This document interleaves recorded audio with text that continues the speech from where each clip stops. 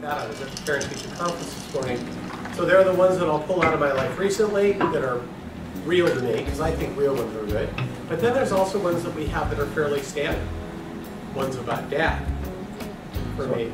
So I don't see the big distinguishing thing between the war story and the parable. Ah, let me go down the path. Oh, Alex wants to jump on. I tell war stories. That's what litigators do, right?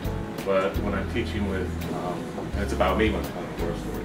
For example, I'm teaching with Greg Banner. He will take something that he's heard from me at one time when we shared, and he turns it into a story to illustrate the point we're making at that point, at that part of the presentation. So it's not coming from me. He's using, you use Sal. I can use Sal myself. I can take some of Joe's stories and true events with his dad, with his mother. He uses what happens in my life. So our thing about a war story, if I'm talking about the guy who wants to be the hero, we'll separate the two. I could talk about a client who had a similar situation where we rode in on the white horse and solved the problem. And I could talk about our riding on the white horse and our slaying the dragon and our riding off victoriously.